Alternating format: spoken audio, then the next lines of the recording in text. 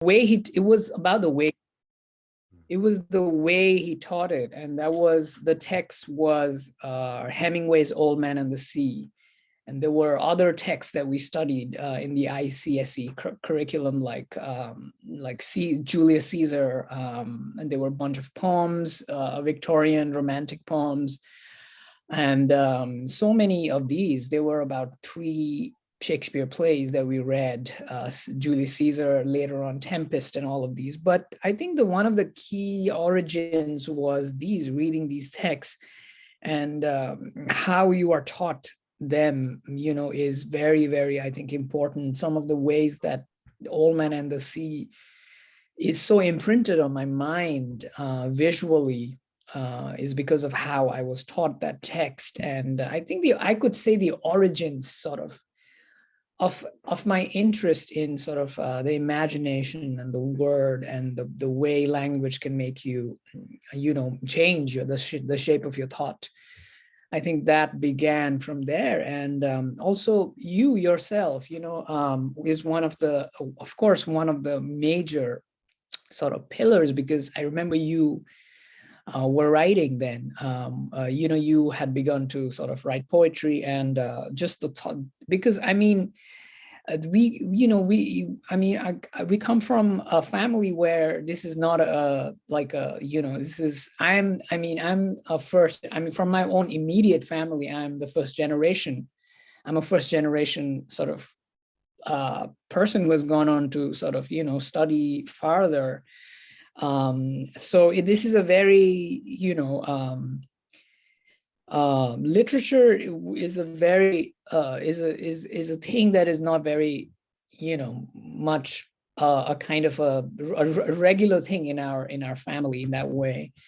So to know that you were there, the one person that there was, that you were writing, and from all those discussions that we even had as I was a kid, I think that was very influential to me, to sort of imagine a life of writing, to imagine a way of being, as a writer, and as someone who can use their imagination and use words, and to use the English language more than anything else. So it was it was a breakthrough. The first seeds were those I think that kind of sparked this idea to keep going on. Then I kind of went to once my schooling finished, I went to Bombay, and Bombay was heavily sort of influential for me, because the Bombay poetry scene, Bombay is arguably the has birthed India's sort of finest poets.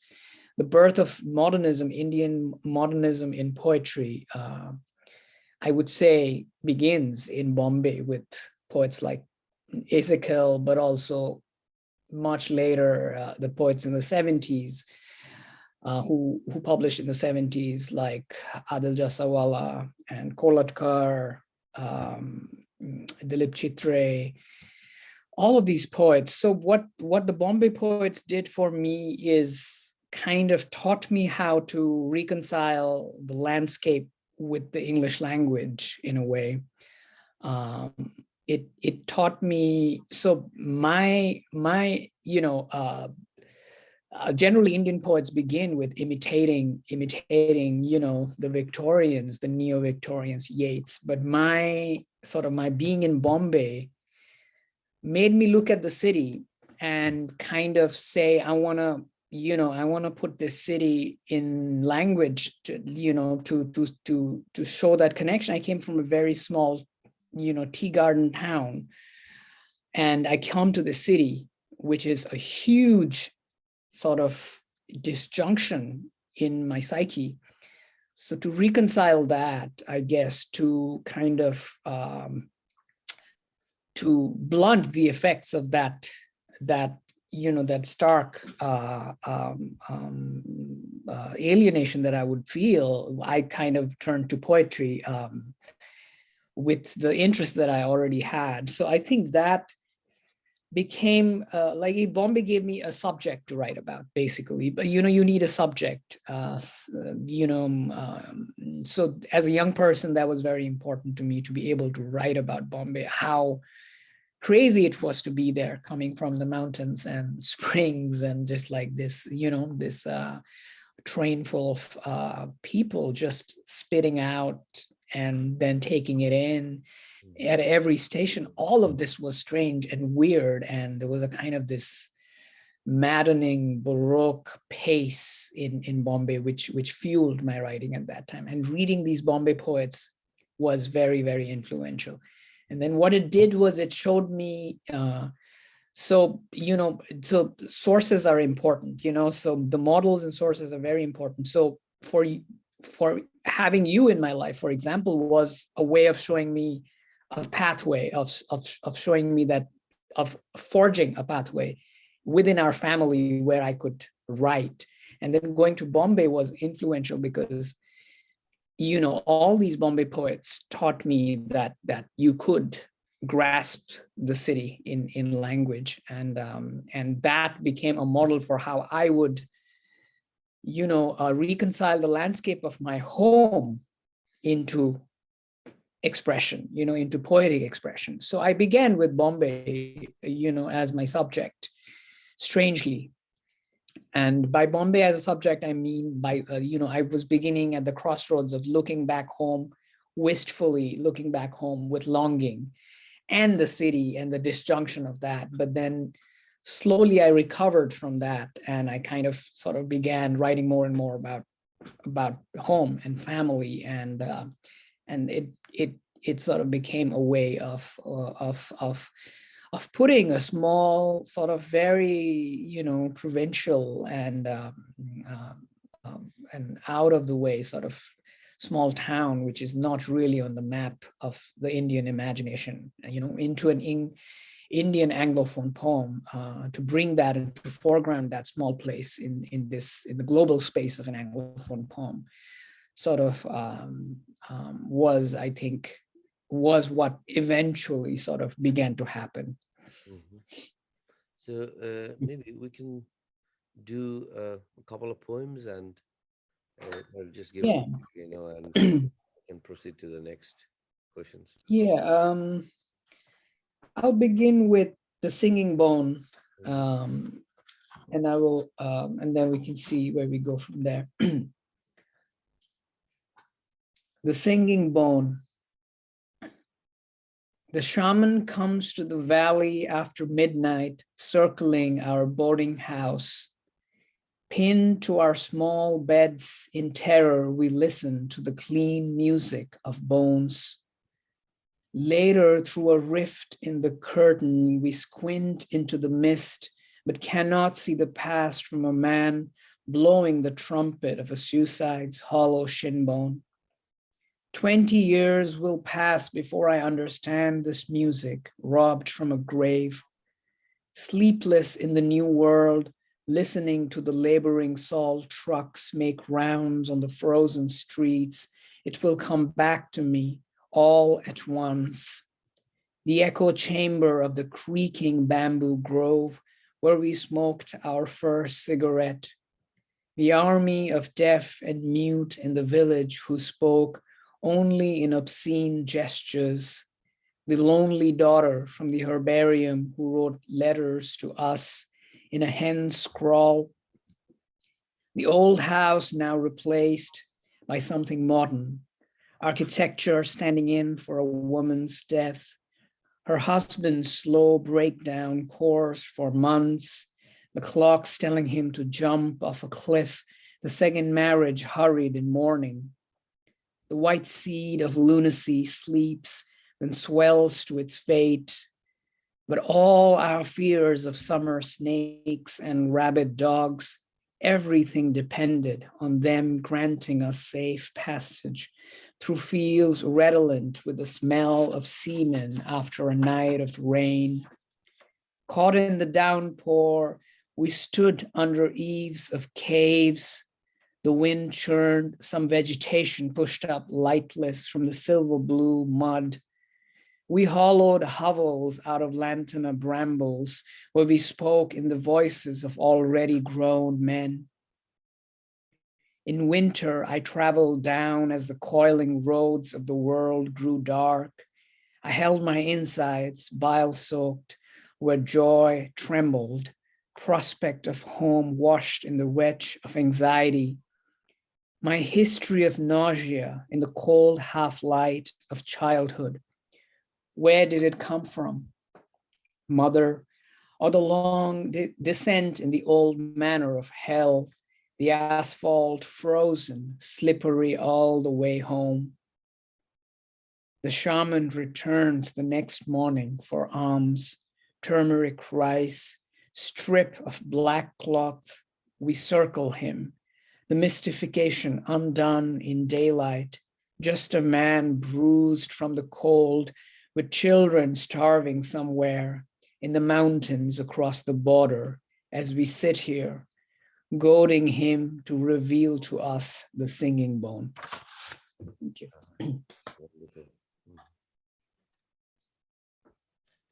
Yeah, in your poems, one of the strength of a poem is bringing those small rituals, which would otherwise would have just gone into oblivion, or especially for the uh, creatives from the West, like Mm, or the audience from the West, it would be something different and interesting, and I think so. mm, That's your strength, latching upon the background that we come from, and trying to describe things that would otherwise just mm, was taken as normal, or just mm. banal. So my next question would be: in 2015, your collection Slow Startle won the Emerging Poets Prize. It was selected by Jeet Thile and was given for one of the best Indian poets coming out of India. What prompted you to write such a winning collection? A bit about Slow Startle, Um, yeah, Slow Startle was a culmination of all the years of my writing. As I told you, I began writing in Bombay, and I wrote for about 4 years without publishing, without thinking of publishing. I used to write a lot by hand at that point in time, just sitting in trains, sitting in buses, just clocking in observations and thoughts, and so many scribbles that never actually, all of those form sort of the backbone of what finally came into Slow Startle. But not much of that went into Slow Startle. As readers would know, Slow Startle does not have a lot of Bombay. I'm still to write about Bombay in a certain way, but I think what happened is so the earliest poem in Slow Startle, I think, is A Difficult Mountain, and that was written when I was in the university already, doing my MA from the University of Mumbai, and we started a magazine called Nether. So and at that point in time, I started sort of writing more seriously, and I think it began there, and it took about 6 years to become what it is, to become what it became. And I had already come. I had submitted. So the Great Indian Poetry Collective was this. It was this press collective that was started by three very interesting poets. Um, um, and so I submitted the manuscript. I think I had already submitted it before I came to the US. And I was in the US when I heard that I had won that prize, and it was I was their inaugural winner, and it was, the press itself was not sort of fully hadn't made its foothold yet properly. So there were a couple of problems of distribution and stuff, but I mean, I came back to India and I did a little launch sort of tour in a couple of cities. And I was very, very surprised by how much kindness was shown to the book in a way. So I'm very sort of emotional about that book in those ways. It is out of print now, and there's very few copies that are sort of available now in the world of that book. I myself just have 2 copies left, so I am quite happy with how that has. It was sort of a maiden effort, and there are so many poems there that I would write differently today, but when I look at them, I see that they were it's a first book, so they are blueprints for my future poems. So many of the themes that I will continue to write about are there in that book, yeah, it was a surprise to me that it had won, and after that, after the prize, I worked on it for about a year in my MFA at Syracuse. So I put in about 4 or 5 new poems, I think, but most of it was written when I was already in New Delhi, working at Hachette, the publishing house.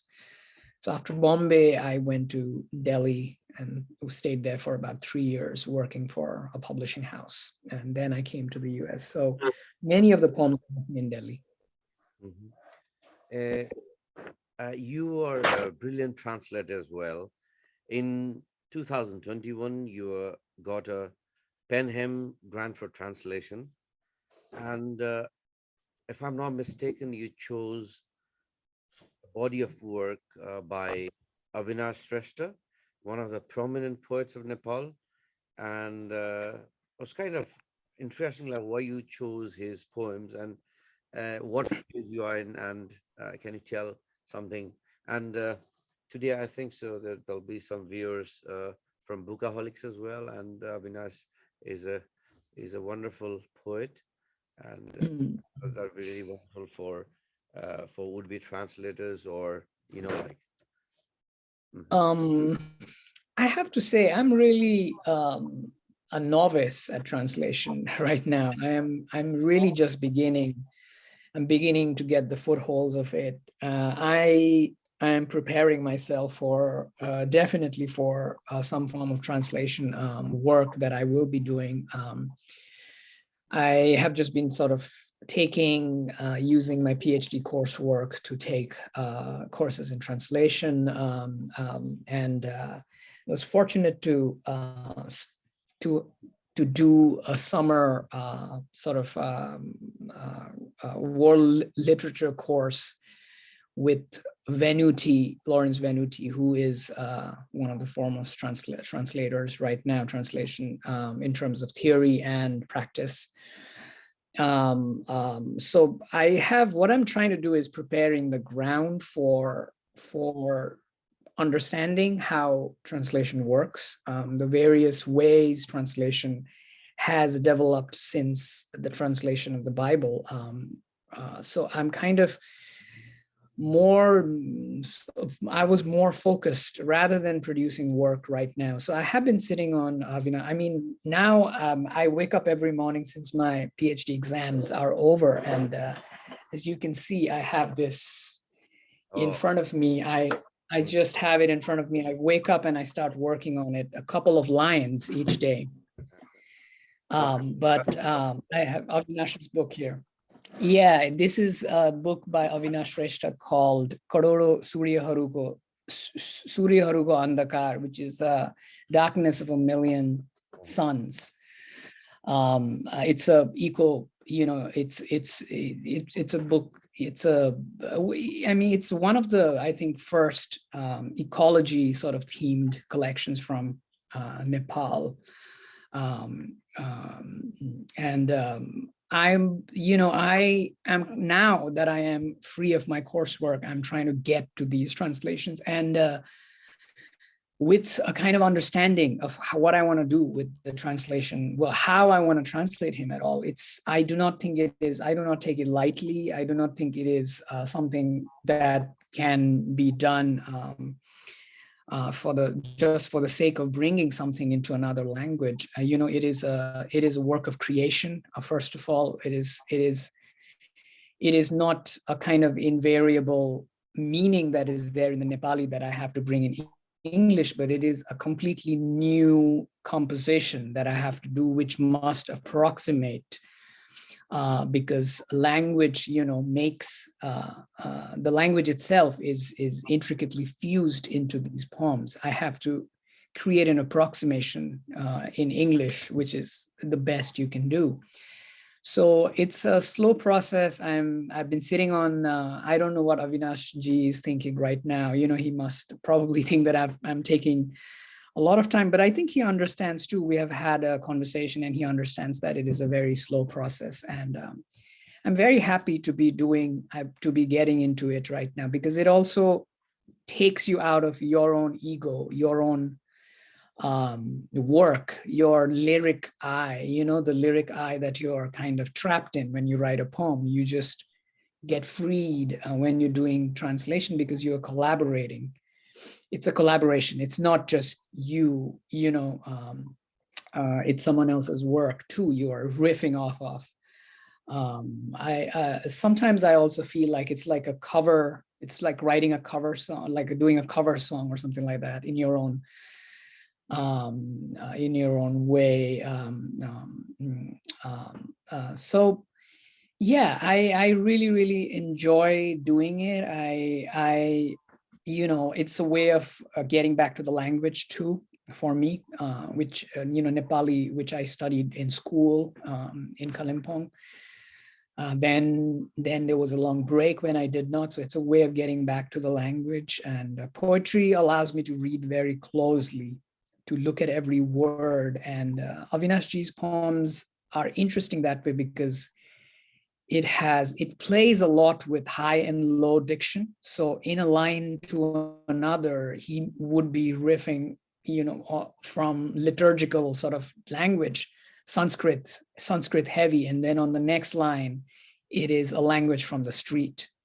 It's a crass, like a turn, but that shift is very, very interesting. So I have to understand that shift, and I have to bring that shift in the English language. So how would I do it? Where would I go to bring that shift? Should I go to, say, a word of like an old English, or how would I bring that shift, vernacular and these liturgical kind of. So it's a negotiation. It's like an intricate dance negotiation. It's a very, very beautiful, engaging thing, which takes up, I can go hours, and I just realized that I have translated a stanza, and his poems are very wild. It just moves, very surreal. A lot of religious surrealism that he employs, and also it's very, very avant-garde. And the poems that I'm translating from his two books were written in the 80s, in the mid 80s, 84 and 87, I think. And one is in 92. And these poems are doing a lot of interesting things. They are very, very surreal. And that's what like made my decision to translate him came from there, and also from the fact that he's actually from Guwahati, Assam,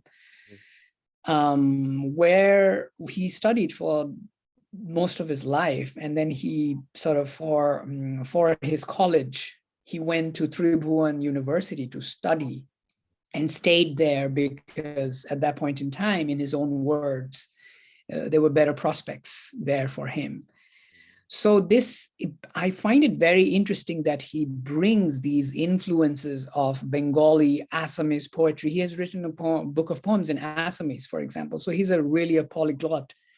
So he brings all these influences of Hindi, Assamese, Bengali poetry into the Nepali scene when he goes to Nepal. So I think for the first few years, it's a very interesting poetry, that he is writing, which is also like an anomaly in the Nepali poetry scene, because it's very symbolic, very image heavy and surreal. So I like that shift. I like that shift. I like that kind of displacement that happens. Because I am a poet who was similarly have always lived in that displacement from the doors, to Bombay and then to the US. So I think I feel like I could do justice to that similar kind of displacement that he wrote out of, the influences that he brought in. So We'll have there's a comment from, just read it out. Momita Alam. As I live indoors, I can connect more with the words you say. Thank you, Rohan Chhetri, for talking about the destruction of the ecology and the intermittent violence. And thank you very much for the comment. And if thank you have any, you. we'll try to read that out in the end. Uh, as you said that you are right now preparing for your PhD, um, I mean, do you mind to tell like where you are based right now and what's a typical day for you? A typical day for me is I these days I just actually finished with a big exam, PhD exam, so I am kind of free to do more work, free to do more sort of work in doing my own thing. And so for the longest time, for the last 3-4 months, I was studying for my exams, which was based on Indian Anglophone poetry and Caribbean Anglophone poets. So I was completely immersed in these texts. So that was my routine, waking up and studying during the day. But now that all of that is over, I wake up and I try to do some translation for now. That is the process. I'm not, I haven't started working on the new book and the next book that is going to be there for me, and I don't know what it would be. But in the meantime, in the interim, translation does this, translation has occupied me, and I hope to do it over the summer, continue working on it over the summer. So I just sit here. A typical day is basically waking up, making some coffee, and sitting here. I have a window in front of me, and it is just staring outside and trying to do some translation work. Yes. Yeah. What part of US is it? This is Houston, Texas. So Houston, yeah, it's one of the cities in Texas. Texas is huge, but Houston is a nice city in that way. I just want to get back to translation, like because I'm on some translations at the moment. But the thing is that there's always a demand for translation. And, a lot of people, they like writers like Manjusri Thapa, even they've said Yeah. we haven't done enough in the world of translation, especially from Nepali to English, because due to various factors.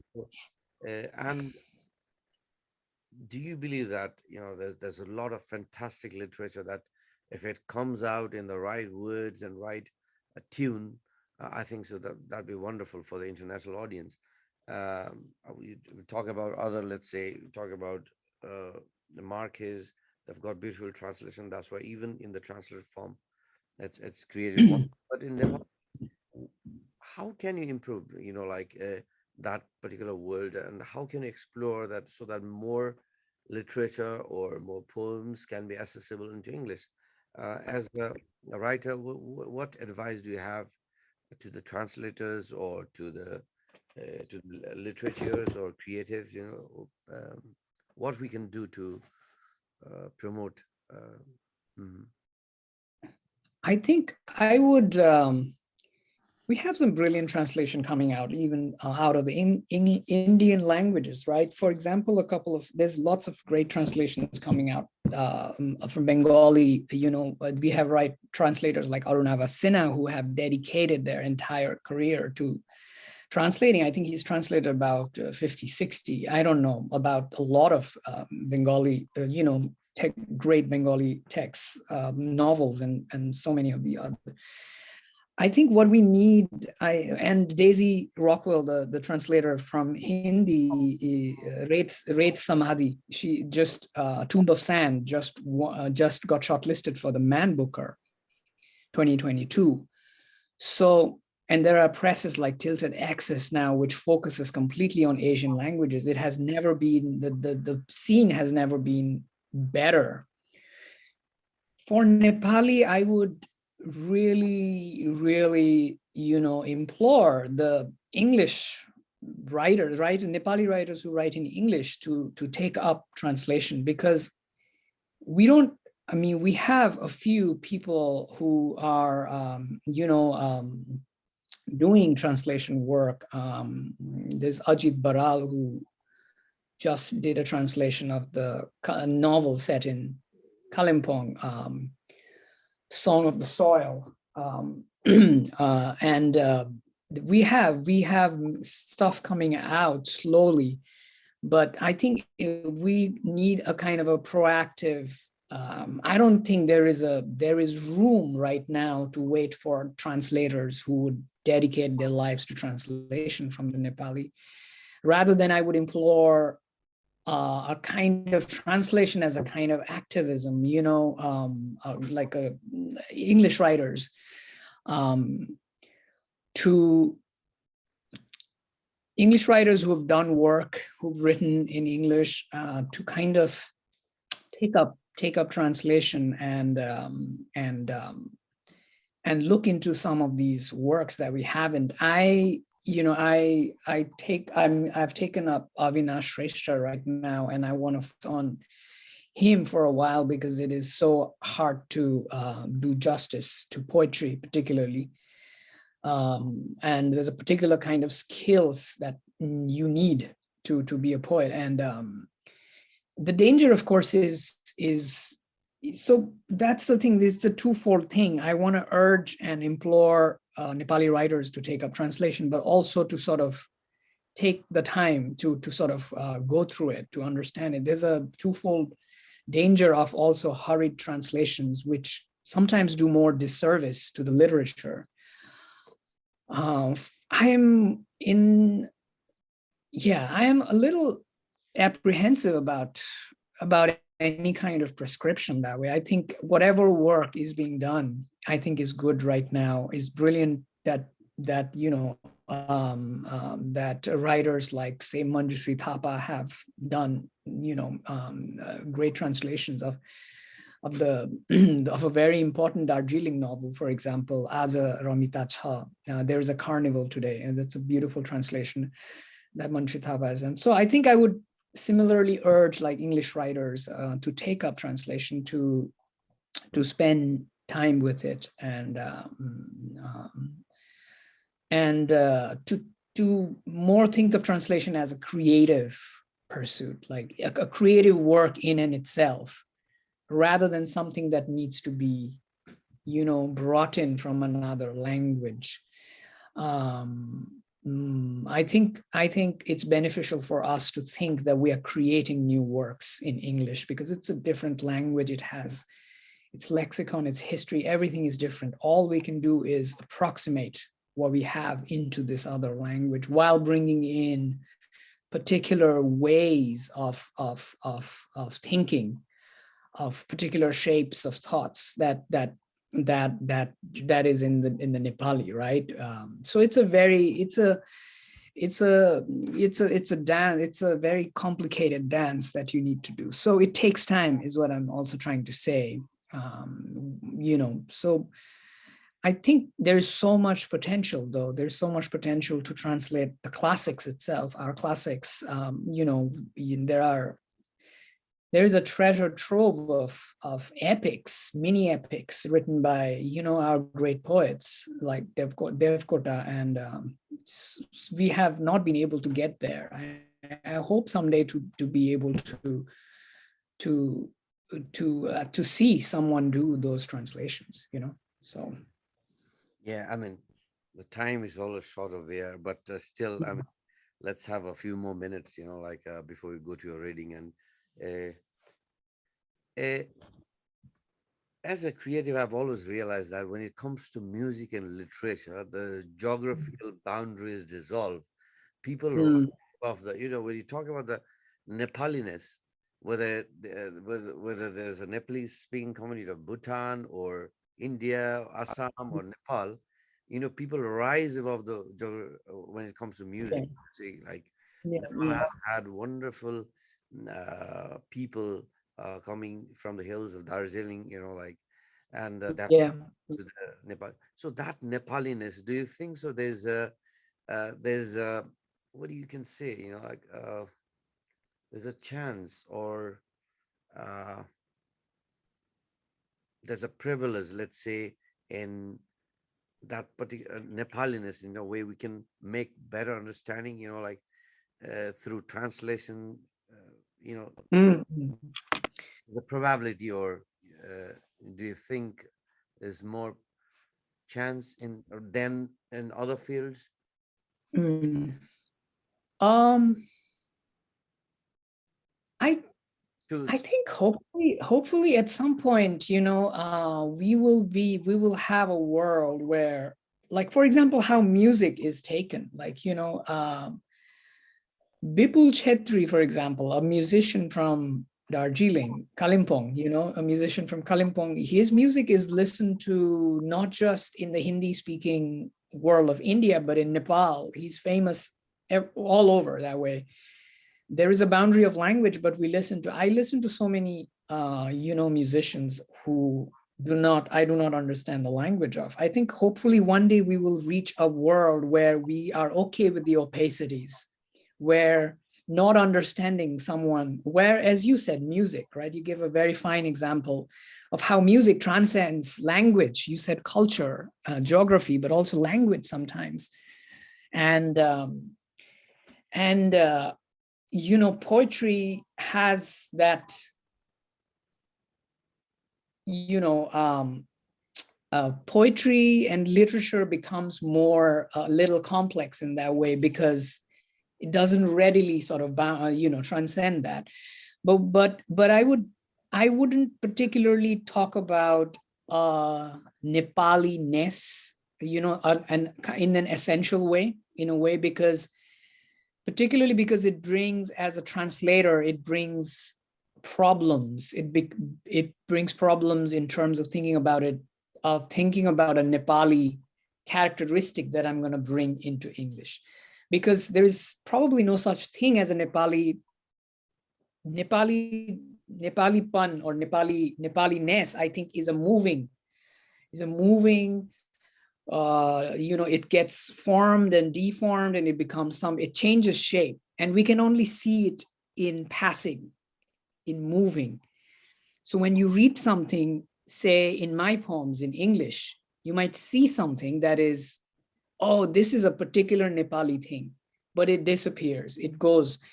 And I think there's no such thing which is stable, is what I'm trying to say. There is no stable Nepali-ness, because we live in a world where migrations, where transnational, literatures, where I am a Nepali Indian poet writing about very Nepali characters maybe at some point, but I'm writing in Houston, in a completely globalized space, and who is reading this, so I think the meanings constantly get differed and like forged and formed, deformed. So I would be very wary of saying that there is a Nepali-ness that I can bring to the world, but what I can bring is what becomes through my maybe translations, where I hope to give a glimpse of it in passing. And I I think that the kind of emotional truth of it, rather than a very emotional truth of it, which can be recognized in other, people who come from other completely different cultures. And I think that is the best we can hope for in a way, because to bring out a Nepali-ness, to think of it that way would be very difficult, because we don't know. Nepali itself is such a varied, multifarious culture. When we talk of Nepali-ness, we are only probably talking about our Chhetri bound traditions, or so there's this is I find inherent problems in talking about this essentialism of that. So, and particularly not just because in terms of in terms of politics, but in terms of translation, it makes it very difficult. It verges on a kind of instrumental translation, which looks for this invariable meaning that needs to be, it needs to be in this English poem that I write, but it can't be, because it's an approximation.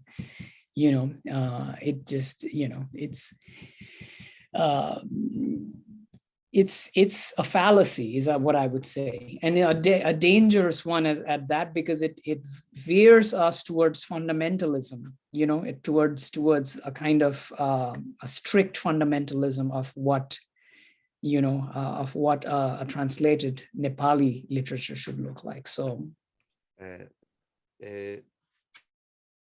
we have a lot of comments, and questions maybe. So, but if you can just, I have a question that's, it's not only my question, it's the question of all those aspiring students who would like to come to the West, as a student of literature. Because, so I just wanted to ask that, if you can reply that in short, because we have, and then we'll read out the comments. There's, I can already see that there's a list of questions over here. So when I came out over here as a student, 2007, one of my students, friend from South Africa, said that, Nabin, what are you doing over here? I said, I'm doing literature. Oh, you're brave, so that was the kind of comments we used to get, because either you go a technical course, or doctors, or accountants, but when you say literature, it's something that, because it doesn't guarantee a job or something like that. So you have come from a small town of Dalsingpara, which is all over a poem, and then you went to Kalimpong, you did your schooling, then you went to Delhi, you were editor Hachette, and then you came to the US, did your MS, you're doing PhD. So what advice or suggestions or sharings would you give to those students? Because I can see that a lot of people will say, oh, whether to go as a student of literature, or some people might want to apply in UK or US universities. Any suggestions for them? I would say before coming in, have a couple of years just to be sure that you want to do this for life, because you have to absolutely want to do, particularly, I'm talking about MFA in creative writing, anyone who wants to come as an MFA here. I came as an MFA in creative writing, but I had done my master's in literature in Bombay, and I had worked for a couple of years in Delhi. So I had enough time to know that, okay, this is what I'm going to do for the rest of my life. I want to be writing at whatever happens, whatever I do, whatever else I do, because in India, you have to think of how you're going to earn your living if you're a writer. You cannot, particularly if you're a poet, you will starve to death if you don't think of that. So I knew that so I was working in a publishing house, but I knew that whatever I do, I will be writing. So that kind of just, I would say it's not that difficult. If you've been writing for a while, it's not that difficult to get into an MFA here. I mean, it is difficult, of course. It is difficult in a way that, but if you're a decent poet who has been working on their, working to build their craft or their language for a while, it is not a far-fetched sort of dream, is what I would say. But having said that, it is important to spend some time doing that on your own, and to just know for sure that you want to continue doing this, because you're coming across the ocean to this country to do an MFA with under circumstances which are not always favorable. It's fully funded, first of all. You never pay to come for an MFA. That's the one suggestion I would give. Do not pay even a penny to sort of come for an MFA into the US. It's just not worth it. It's just not worth it. Even if you're, to Columbia or wherever, NYU, where they actually require you to, where it's not, totally free sometimes. But there are almost all MFA programs are free, which means you will not have to pay anything, but you will have to teach. You get a stipend and some form of fellowship. So, but it is also a huge decision to do that, to come and spend 3 years just writing, so you have to really be sure. And if you are, then you can just start looking up on Google, and it's echoing somewhat.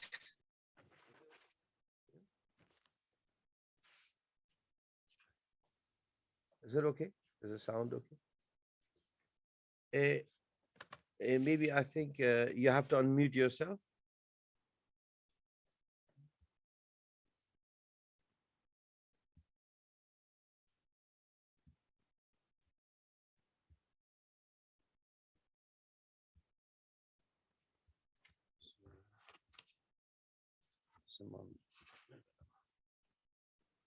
You're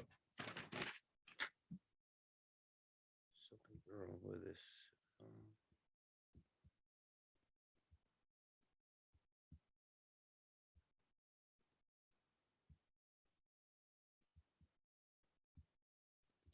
Okay. Okay. So how do you unmute?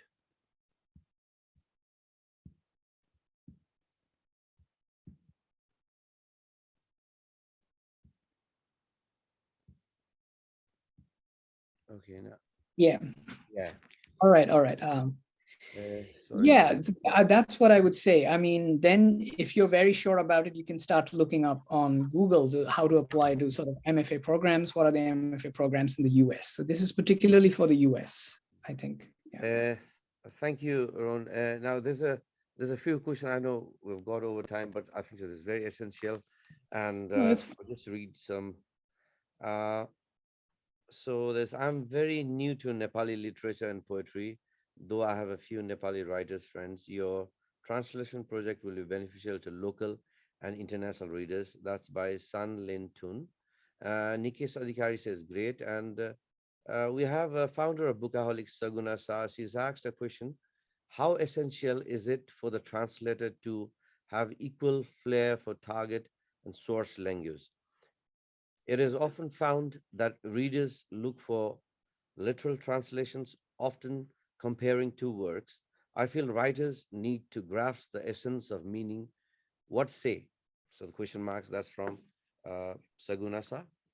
That's a very good question. Thank you. I think that for me particular, you have to, I can only give my example. So I work with the assumption that I am inherently better and proficient at the target language, which is English, which is what I have been writing and working in for years. And I would say what helps me, I am still sort of like when I go back to Nepali, I do not think, and that is one of the reasons I don't write in Nepali, but what helps me is, I think, an understanding of the culture, expressions, sometimes that just kind of being soaked in the culture. It brings me to do to work in a certain way that it probably wouldn't someone else. But I would say first thing is, yes, the target language, because at the end of the day, you have to make these into individual poems and works of art themselves in the language that you're translating into. You have to have a knowledge of the source language, but there are translators, and of course I work with the knowledge of the source language. I have to use I have to constantly go to the dictionary, particularly with Avinash Shrestha's works. The words are, sort of, it has it's a varied meanings because there's a lot of Sanskritized diction in his work. But having said that, what I would say is you need a knowledge of the source language, but I think primarily your target language has to be very, very clear.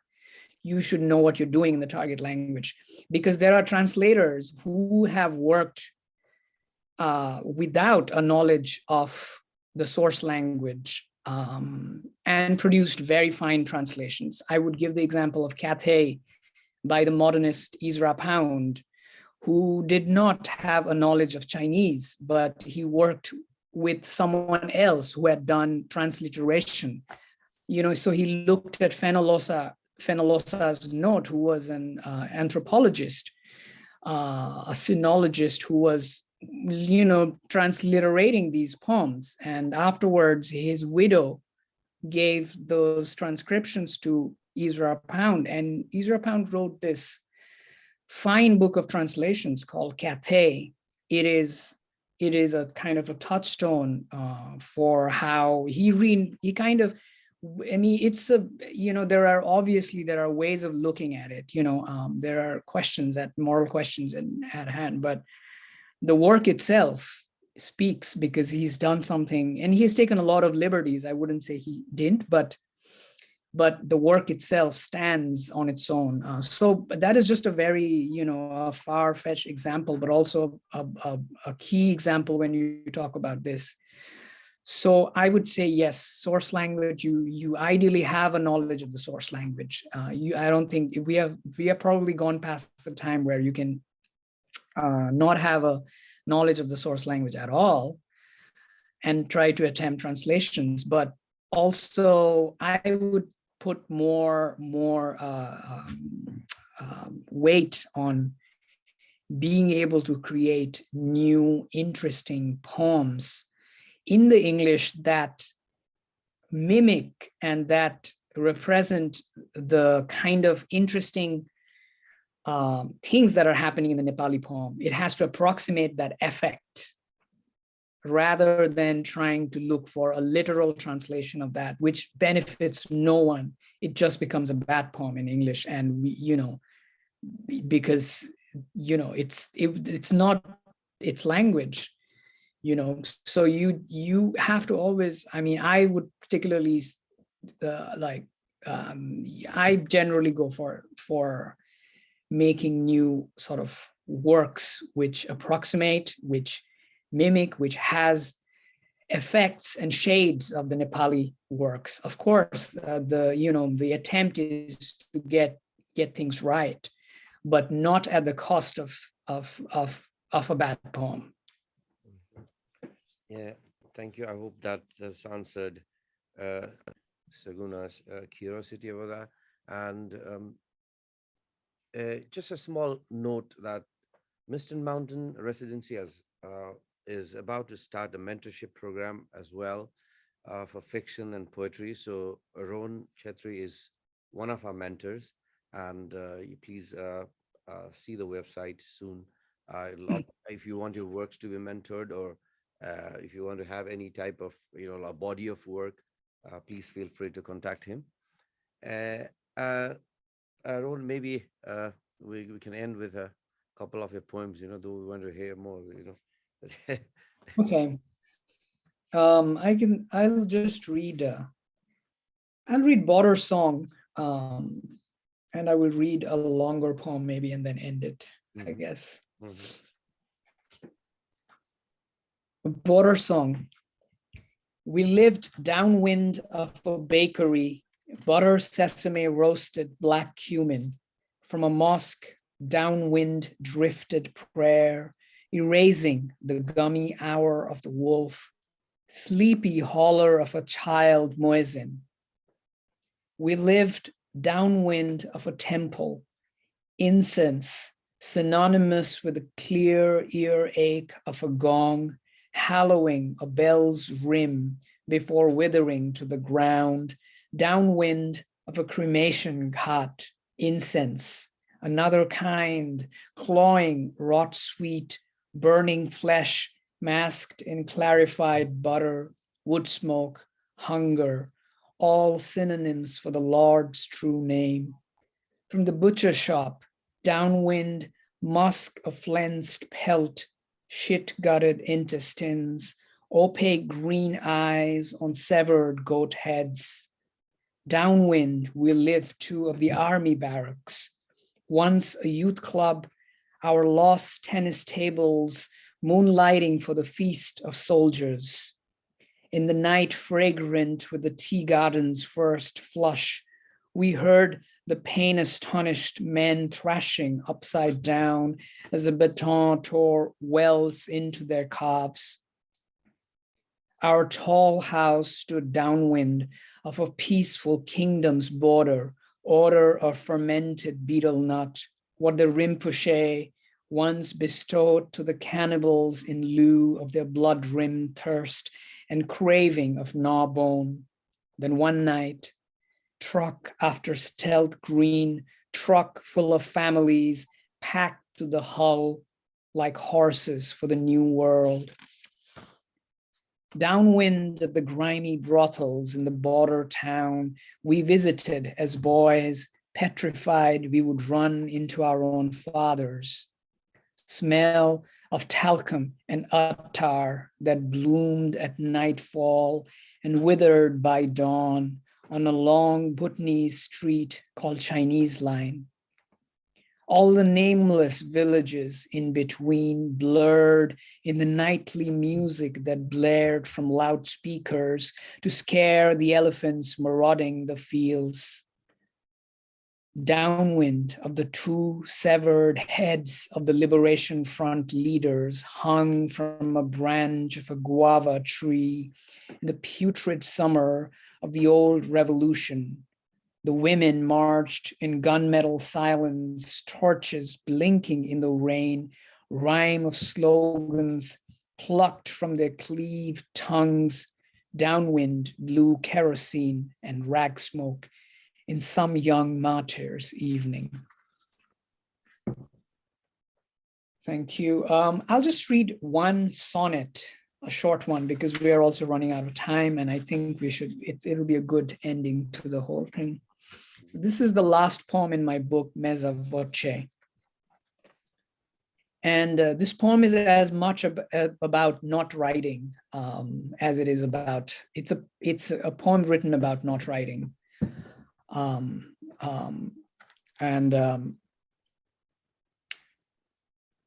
All summer, the half voice lurked behind me, and I played deaf for days, for to live, to not write about it, to use my body, part the river's flesh to operate machinery, is human too, to love and for once stay awake through it all. Now it comes like the deer, sleeved out of the green in clean staccato, all corpuscle and hunger. No, not the deer. The ravens calling for the wolves to split open the light from the dead deer's belly, jeweled in the dark purse of its pelt. We are each given heaven for brief, so heavy, we put it down, dance small around it. Thank Thank you. Yeah. Thank you very much, Rohan. And as I said, if you're interested in Rohan's book from Platypus Press UK, please feel free to contact Mountain. And thanks everyone for the wonderful audience. If there's any questions for Rohan, please feel free to ask. Maybe he'll have time to answer it later on. Our next in the author talk program, we are hosting we are having Dr. Helen Lynch. Helen Lynch is a reader in early modern literature and creative writing and director, Word Center for Creative Writing.